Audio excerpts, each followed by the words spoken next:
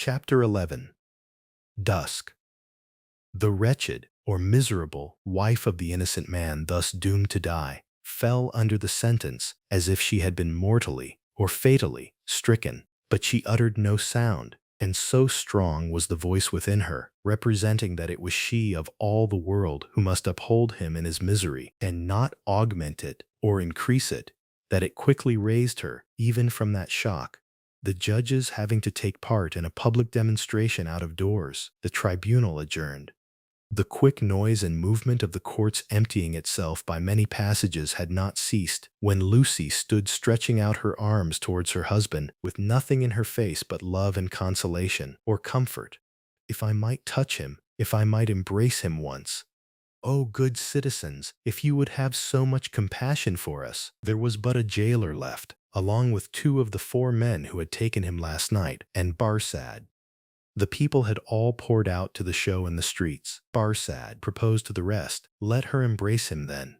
It is but a moment." It was silently acquiesced in, or agreed upon, and they passed her over the seats in the hall to a raised place, where he, by leaning over the dock, could fold her in his arms. "Farewell, dear darling of my soul, my parting blessing on my love. We shall meet again, where the weary are at rest." They were her husband's words, as he held her to his bosom. "I can bear it, dear Charles. I am supported from above. Don't suffer for me. A parting blessing for our child. I send it to her by you. I kiss her by you. I say farewell to her by you." "My husband, no, a moment." He was tearing himself apart from her. "We shall not be separated long. I feel that this will break my heart by and by, but I will do my duty while I can, and when I leave her, God will raise up friends for her, as he did for me." Her father had followed her, and would have fallen on his knees to both of them, but that Darnay put out a hand and seized him, crying, "No, no! What have you done? What have you done, that you should kneel to us? We know now what a struggle you made of old. We know now what you underwent when you suspected my descent, and when you knew it. We know now the natural antipathy, or dislike, you strove or fought against and conquered for her dear sake. We thank you with all our hearts and all our love and duty. Heaven be with you." Her father's only answer was to draw his hands through his white hair and wring or clasp them with a shriek of anguish. "It could not be otherwise," said the prisoner. "All things have worked together as they have fallen out.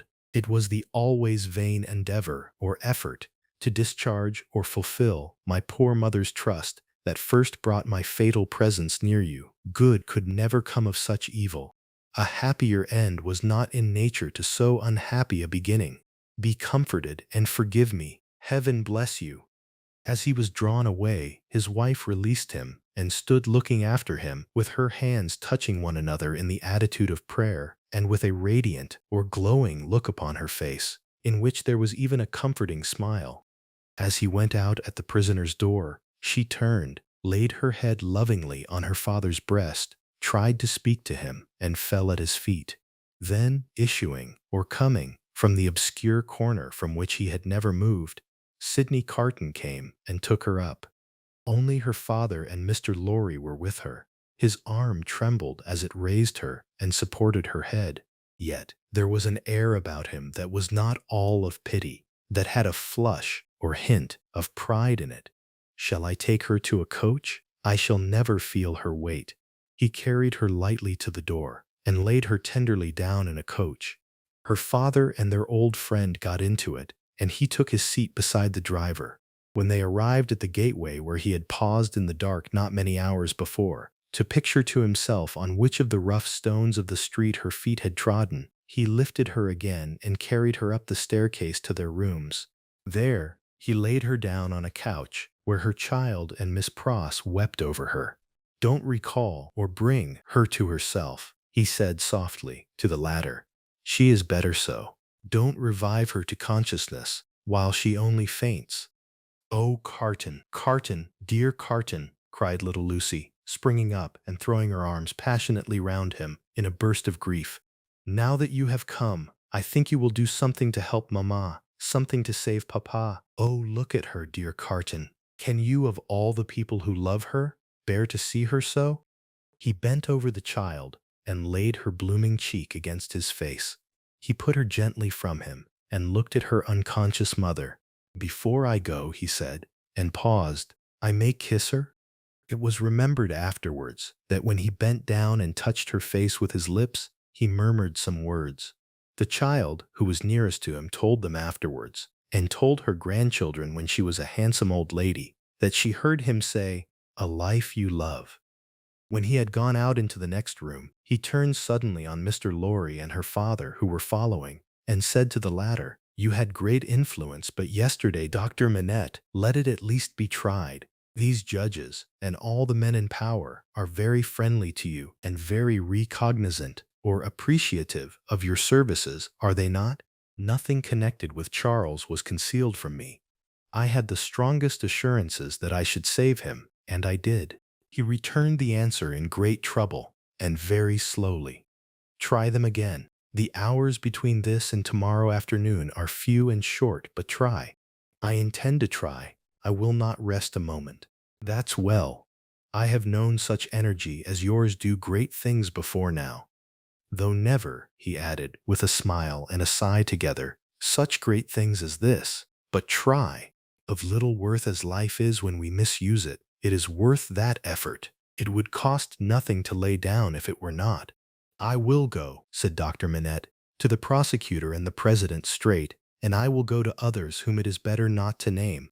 I will write too, and— But stay, there is a celebration in the streets, and no one will be accessible until dark."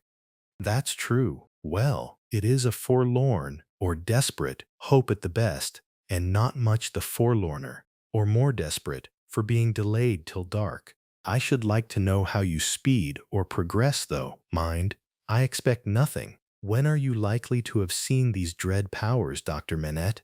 "Immediately after dark, I should hope, within an hour or two from this." "It will be dark soon after 4.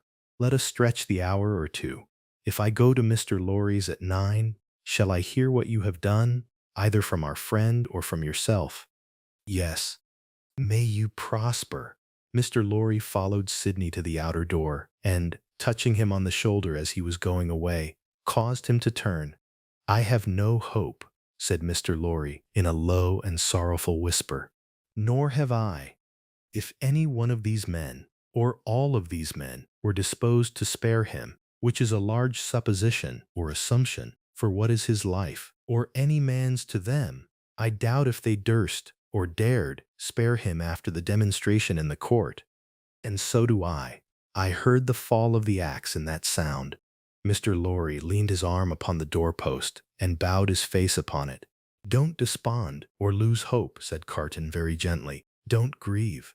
I encouraged Dr. Manette in this idea because I felt that it might one day be consolatory or comforting to her. Otherwise, she might think his life was wantonly or pointlessly thrown away or wasted, and that might trouble her." "Yes, yes, yes," returned Mr. Lorry, drying his eyes. "You are right. But he will perish. There is no real hope." "Yes, he will perish. There is no real hope," echoed Carton, and walked with a settled step downstairs. Thank you for joining us through this chapter of A Tale of Two Cities.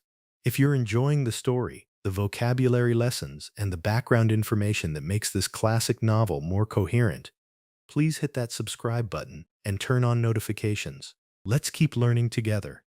See you in the next chapter.